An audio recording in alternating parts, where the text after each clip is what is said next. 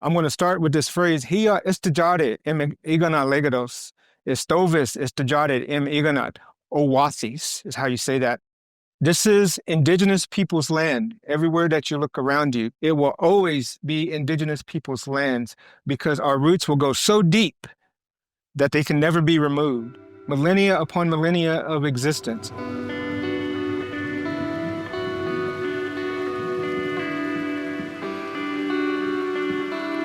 My name is Chabon Colonel, and I come from our Seminole and Muskogee people. I come from the Wind Clan, from our matrilineal society, that I get that clan from my mother, from my grandmother, all the way back to the beginning of time. And I want to say that because it acknowledges each one of the indigenous women in my lineage, but it also acknowledges this Earth Mother here, where we come from. And so when I say that, it goes all the way back, expressing that gratitude, because without them, I would not exist. Without them still nurturing me and nursing me to this day, this Earth Mother, we would not have life. I'm from our Muskogee people. I'm born into the Chiaha tribal town, but I serve our Halebi ceremonial ground people. My name is Miranda Kyle. I am the curator of Indigenous Arts of the Americas at the Michael C. Carlos Museum here at Emory University. I'm currently sitting in the This Land Calls Us Home exhibition here at Shatton Gallery inside the Rose Library at Emory University. This land traveled to us from the Hartsfield-Jackson Airport Terminal T after several years of development with Global Ministries and the Muskogee Creek Nation. The idea for the exhibition came about when Reverend Miko Chabon Colonel was traveling through our airport here in Atlanta, Georgia, and came across a historic timeline of the history of Atlanta and Georgia. Well, one day I was going through there and I said, hey, this is kind of cool. And I saw the first panel of that display up there. And I was actually pretty stoked about it. I was pretty happy about it. I said, hey, they included indigenous peoples for the first time, because we're not always included in these so-called exhibitions. But it was a few months later, as I was going through meetings and whatnot, I looked up there and I started reading the wording, the wordage behind it. And all of a sudden, I'm like, wait a second. Something ain't right here. What he was disappointed to find was that the section speaking to the indigenous history of the city was a very small portion of a huge terminal length worth of time. So you had about one 200-foot section talking about the indigenous history of our city and our region. And in that one panel, they tried to capture 13,000 years of existence. And I was like, wait a second. So this isn't what it's supposed to be. And then an entire corridor that covered only 200 years since then. You know, it talked about the Civil Rights era, the Civil War, Reconstruction, which these are good things to think about. You know, Representative John Lewis, all of these things, the 96 Olympics. But 13,000 years just in one panel. It dawned on me, it haunted me, that this is exactly how you historically silence a community, by changing the narrative, by erasing their existence in time and history. And I said, you know what? I got something to say about this, because my hope is for us not to historically silence anyone. We have to hear the stories that we carry. Atlanta has historically had a history storytelling problem. We like to think that everything that we know and love about the city began right after the Civil War, and that's just not true. What Chabon saw was a need for a better narrative, a more in-depth way to tell the true indigenous history that spans millennia in this region, and specifically the history of the Muskogee Creek Nation, who called Atlanta, Georgia, home for thousands of years.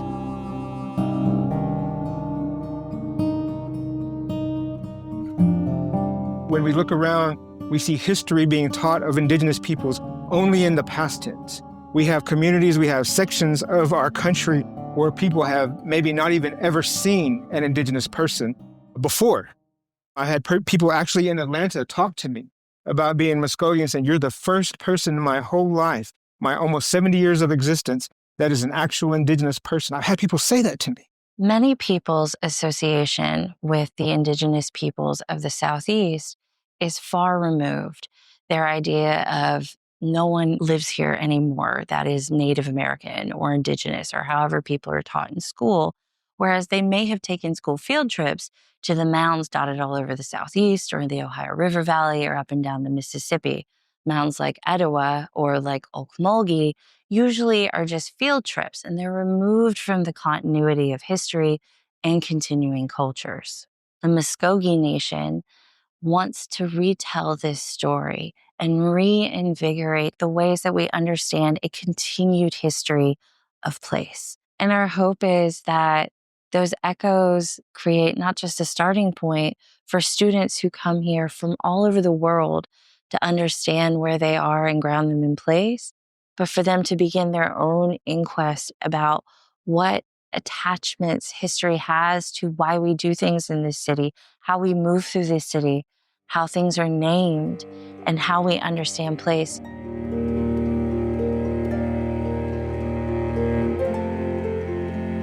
This was the end result of conversation after conversation with community leaders, with our curators, with the Methodist Church for financial support, where I talked about the need to have an expression so that people can know that Indigenous peoples are present today, that we always will be connected to our homelands, that we always have a desire for wellness to exist in our homelands. And we have a truth to tell as well. Shaban took that seed of an idea and ran with it.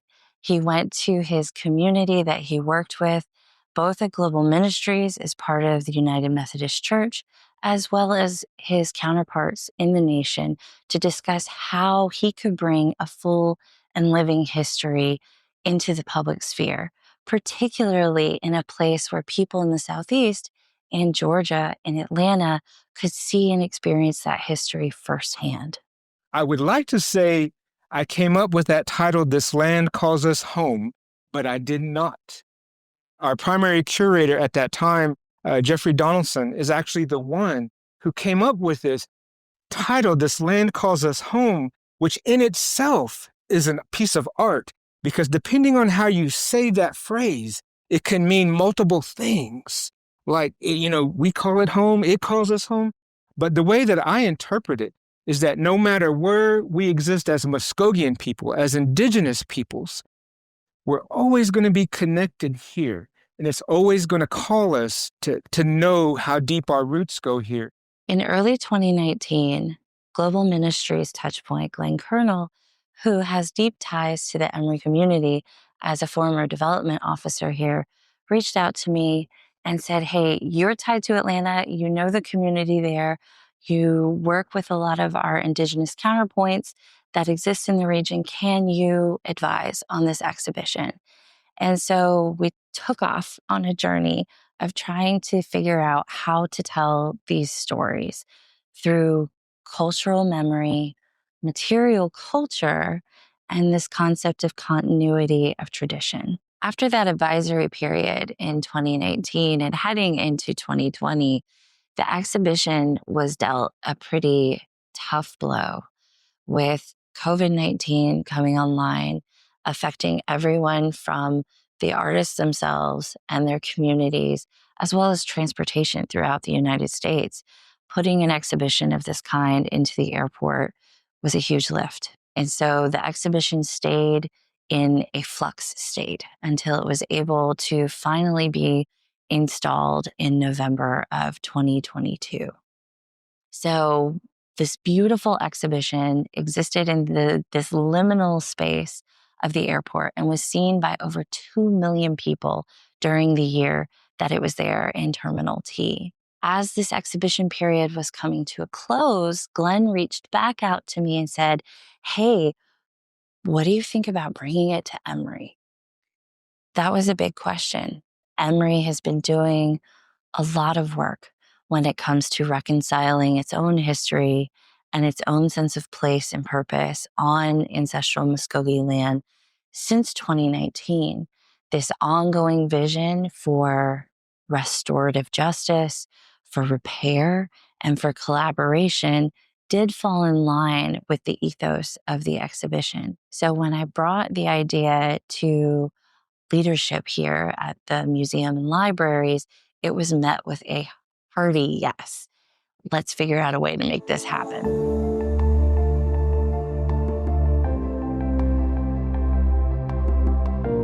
One of the directions we really wanted to take at the advisement of library leadership was adding context around why it is so important for this land as the exhibition to exist in Emory and the ongoing role that Emory has had with that repair and acknowledgement of the histories of being on stolen land.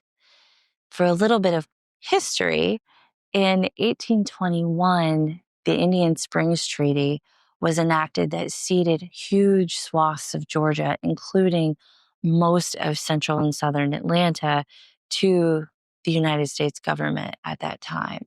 The Muskogee were forcibly removed from this land at that point, just past the headwaters of the Flint River.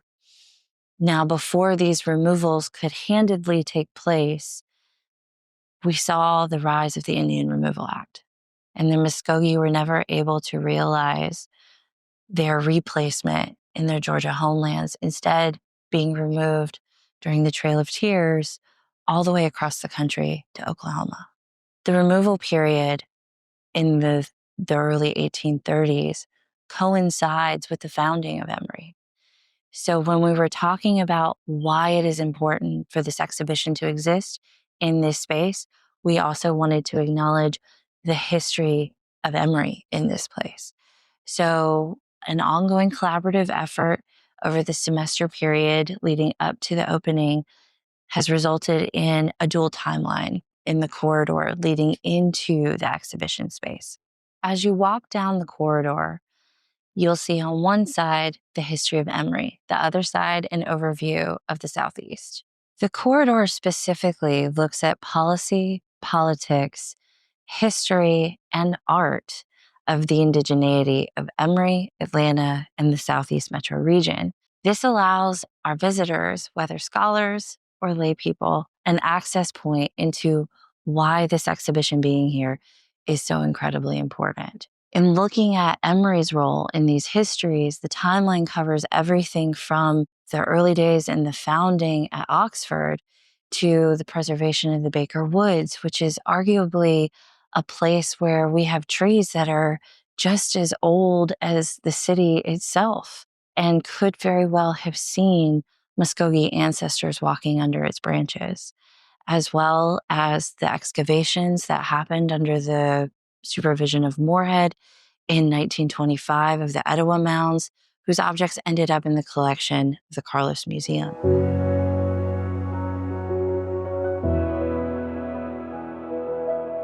Those objects, we are actively in conversation and consultation with the Muskogee Creek Nation to repatriate under NAGPRA regulations, ceremonial, funerary, and other objects deemed culturally significant back to those communities, nations, and tribal homelands in order for them to be reinterred or ceremonially addressed. The corridor additionally highlights the ongoing efforts of Emory administration, leadership, faculty, and staff to elevate Indigenous voices and right historic wrongs. With projects like EDCS's Southern Spaces, which was founded in 2004, we see an ongoing collective effort to archive, elevate scholastic work and academic work around the writing and further promulgation of scholarship around indigeneity in the Southeast. NACI followed shortly after, which is the Native American Indigenous Studies Association here at the university, which allows students, no matter what unit or discipline that they are studying, to have access to resources, projects, and programs associated with the museum and the libraries to enrich their experience while they are here on campus, no matter what Indigenous community that they are originally from. Because there was a need to actually see Indigenous peoples today. So I wonder if we can put together a video and craft it so that people can see for themselves the things that we do. And so what you see over here is a video that played for the 12-month run in the airport that is of myself, my family, some relatives of the actual stomp dance. But this video is just a small rendition of that dance. We've done it here on campus several times. I've done it in our forest areas here several times. I try to do it anytime I can get a chance so that people can see the social part of our religion and culture. But I wanted people just to see that so they would know there are indigenous peoples here today.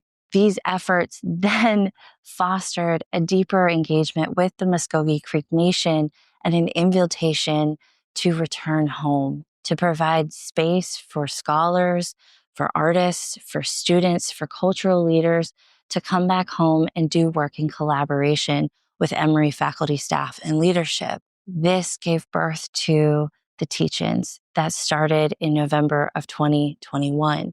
This ongoing annual effort sees the return of Muskogee leaders and elders to teach not just Emory students, but also our bigger Atlanta family about the histories of the Muskogee people, their cultural practices, and their ongoing traditions that they still continue to feed and nurture to this day.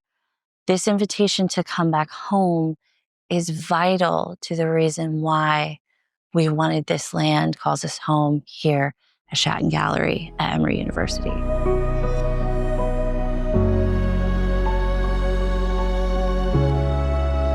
Really, what we wanted to do was to tell a narrative from our own voices of some of the indigenous communities that called these lands and territories home, which would be primarily Muskogean people, Cherokee people, and also Yuchi people who come from these territories, each one having their own distinct language, their own distinct cosmology. So the first section kind of is something to highlight the history. So number one, people will know how deep these roots go. So they will understand it and actually talk and speak the names of the indigenous communities that come from these territories. That was one of the things that I noticed was absent in that walk through the history of the city of Atlanta, is that as you look through all of the narrative, you do not see the names of the actual tribal communities, indigenous communities that come here. One thing that Chabon and the team at Global Ministries really wanted to elevate was how important language is to cultural preservation and cultural memory. You cannot move through Atlanta or through Georgia without running into a place name, a street name, a tree that does not have a Muskogean association. You cannot be here and not speak Muskogee. Those places hold their history in how they're called, which is why as you move through this exhibition, you will also see language repeated over and over and over again, not just Muskogean language, but the other indigenous communities that transited through the Atlanta metro region or called this area home. Atlanta has always been a massive transit hub, even before Hartsfield-Jackson. Now, I'm always going to be drawn to the Muskogean pieces. So forgive me to all my Cherokee relatives that might be here and all the other tribal communities. We try to illuminate all of our indigenous peoples, but the mound, the earthen lodge here from the Ogmogi Mound is a photo. We have Johnny Dyken, who did an actual artwork right here of the same roundhouse that's similar to the earthen lodge. These roundhouses are kind of an example of the structures that existed on top of these mound cultures, mound structures. And we actually did our ceremonial things, the storm dancing. We did them at one time in those houses before we came down from those mounds and were dispossessed of our territories. In our language, we still do phrases when we do call out leaders. And I illustrate this because one of the phrases that we use will say, "Adakadup no wat," which means come on down. And you're coming to do, your time has come to do this dance or lead a dance, because it's referring to when we were coming down from a high mound position. And so we still use that today when we do a call from a ceremonial ground to come out. So this first section is just to help give a contemporary expression to our historical notion of these territories that we come from. One of the other pieces over there is the one where you see the looking glass, kind of looking forward in the future from a Muskogean traditional person in traditional regalia. And, you know, that's one that always speaks forward because it's really appropriate for this section as we go into and think about the history we come from and the presence that we have today and the story we are trying to tell as indigenous peoples. This particular disc here speaks a lot to me because the artist, it's actually supposed to be one of our village sites that's here in the metropolitan area of Atlanta. But this was one that is known in local lore as Standing Peach Tree. The kind of gold copper pieces there are actually supposed to be the waterways that are right there on the village system. So the Choto Ohochi River and its tributaries, that's what that's supposed to symbolize. And I'm drawn to that because we've paid visits and homage to these places as Muskogean people time and time again, because this is one of our sites. I had a colleague of mine one time and said, well, Siobhan, if your villages and all these things were from around here, where are they at? And I kind of rolled my eyes a little bit and I said, well, you're standing on your buildings are standing upon them. One of the vital roles of the Corridor exhibition on remembering return and responsibility is this idea of dialogue. Being able to position the readers of the content in the infobition in the corridor with an idea of continuity, of practice, of culture, of history. The two timelines speak to each other about time and things that were happening at the same time, both with Emory and with our region writ large, but they also speak to what's happening in the gallery. And what's really important to understand is that history doesn't happen in a vacuum. It is a continuation of the doing of culture. And so when we see in the timeline pieces like copper gorgets that ancestral Muskogean leaders were wearing, and then we walk through the exhibition and you see a gorget that was made by a contemporary metalsmith, you begin to understand how things never stopped. That despite all struggles or tribulations, art, cultural memory, history, and the absolute desire to thrive and continue is evident in every single object made in this exhibition. And we see echoes of the timeline that give us a historical grounding throughout every single unit of the exhibition in Chatton Gallery. So as you see a cloak or a blouse or a bolero bag set in 1820, and you walk into this space and see a contemporary bolero bag or a blouse or another piece of textile, things never stopped. This practice of cultural memory exists in a continuum. We're into the section now where you kind of see an evolution taking place. You went from a prehistoric, historic notion of our existence in these lands, but now you're starting to see the history that's being told by the artists themselves from their respective tribal communities about where we are with that, the complexity of that history and where we are today. And so what you see in some of the pieces here are our critiques of that history, of us telling a story not being told to us, but us telling it ourselves.